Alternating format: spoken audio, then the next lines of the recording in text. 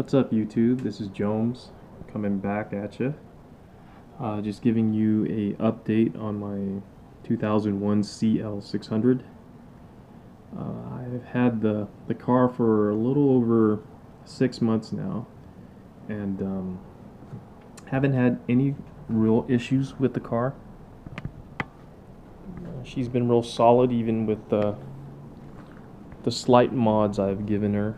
You know, with the suspension kit and the wheel package that I chose.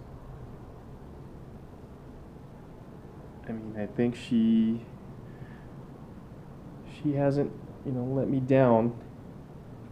Mechanically, electrical, I mean, she's still running strong.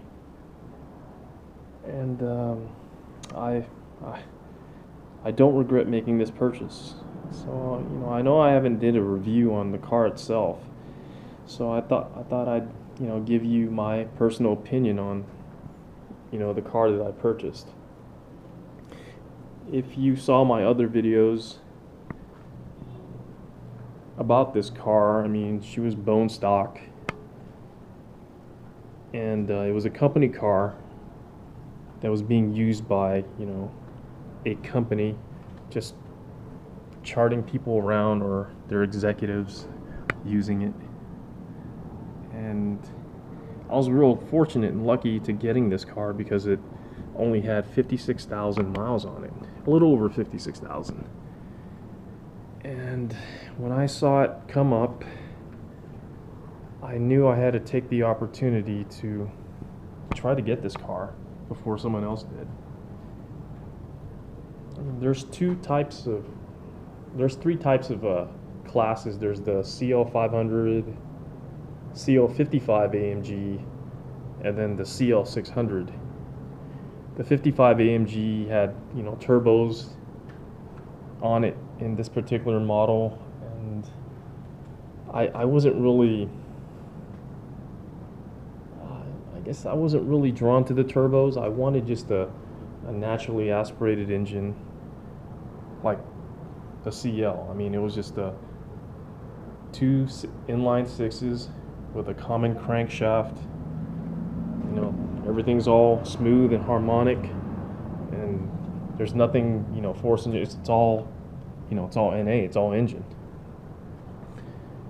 So that was like the one thing that drew me to this car. And the exterior styling of it, I mean, it's very, from the front to the back, I mean, it's just very elegant. And if you look at it, I mean, the lines, the chrome pieces, the curves, and the body kit itself, it just looks very classy. Yeah, I did put a little bit exterior extras like this spoiler here. I mean, it's subtle to where, it's not noticeable, but it gives it that unique look to where, like, when you're behind it, there is like a small lip there. And then I did put a rear diffuser, to match. I don't know if I want to match it, the silver kit. It kind of looks good in a flat black. It gives it that little modern look that I was looking for. And then the rims itself, the TSW 20-inch offsetting Amoroo style. It gives that modern look that it was like lacking. I mean, it had the AMG 18 by 34, I believe, staggered front and back. I mean, they were nice and all, but I just didn't like the styling of the rim. It looked like it was dated, because it was that particular year and era when those rims were like in style. And the front, this is where I really like the posture of the car. I mean, it did have a four line grill that I changed for an AMG style, just a single, bar with the emblem in the middle, and I thought that was a little bit more sporty. It gave a little bit more aggressive look, and it changed the the view of the car, front view. And I did add a bottom diffuser, spoiler diffuser. A little story where I accidentally, like, my car was too low and I hit one of these cement pillars that were in the parking lot, and it just snapped it in half. So I was like kind of stuck if I wanted to order a new one. But then I got thinking, I was like, man, maybe I could modify this, and split it to where the crack is. So what I did was I just cut the areas and made them even to where it looked like it was a part of the car, to where they have like two separate diffusers there, one for the passenger, one for the driver. And it turned out pretty good. I mean, it didn't do much. I mean, it's still a diffuser, as you can see, but now there's a gap, a separation above. So if it does happen again, I won't get the same issue. Let's see. I mean, I love the color, the metallic silver. It's just an elegant car. The way it just sits when it's standing still or parked, or when you're driving it, I mean, it's a dream. Yeah, I never owned the V12, and I would highly recommend it if you could afford it. I mean, if you could find one in mint condition,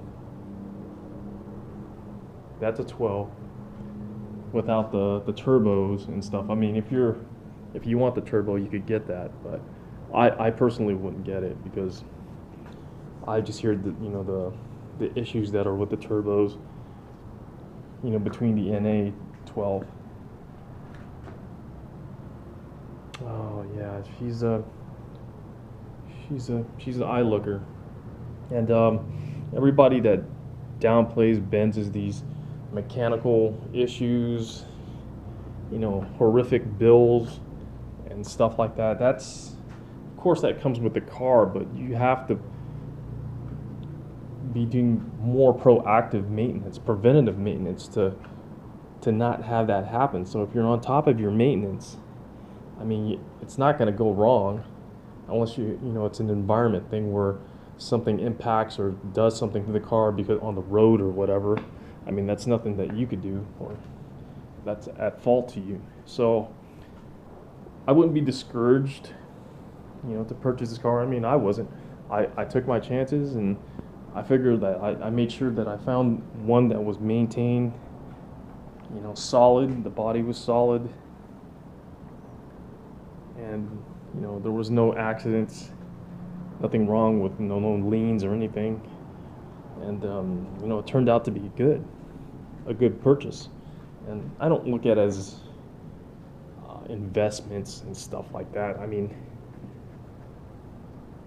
car enthusiasts buy cars because they want to, not to invest in. It's a hobby that a lot of people take in to keep them busy or preoccupied or express their knowledge or about cars and how they want their platform to look, aesthetic wise, interior and exterior.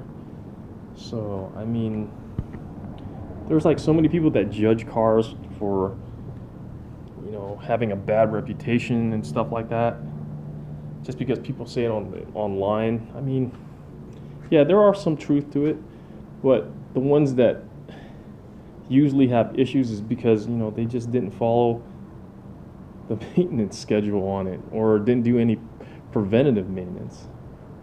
So that shouldn't discourage you in like buying a car that you feel that you want to make into a project, which I did here.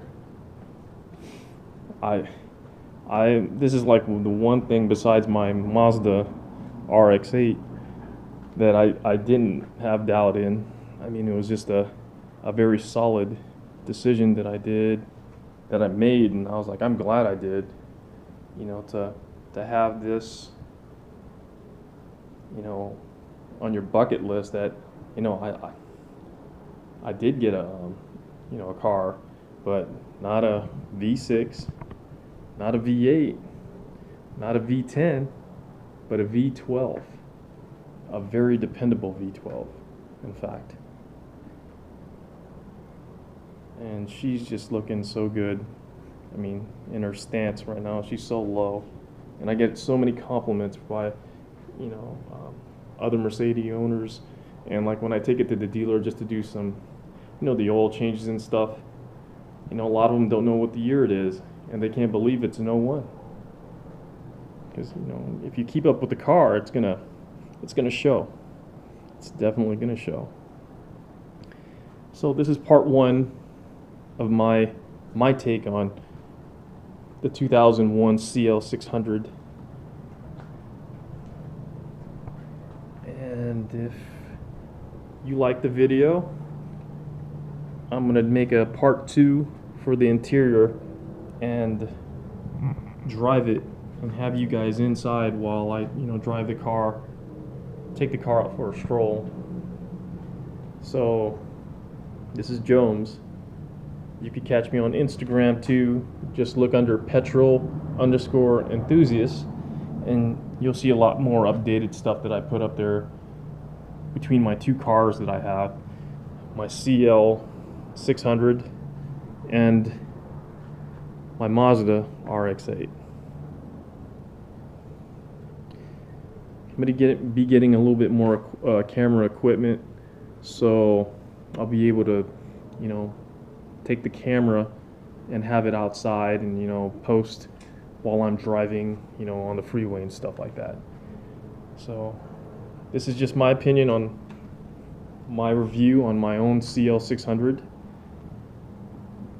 It would help if you know, hit the like button, because I saw that, you know, a lot of people liked my previous video about installing the Aromatic links to this car, so you could adjust the stock ABC system to lower it and raise it to where you want it, you know.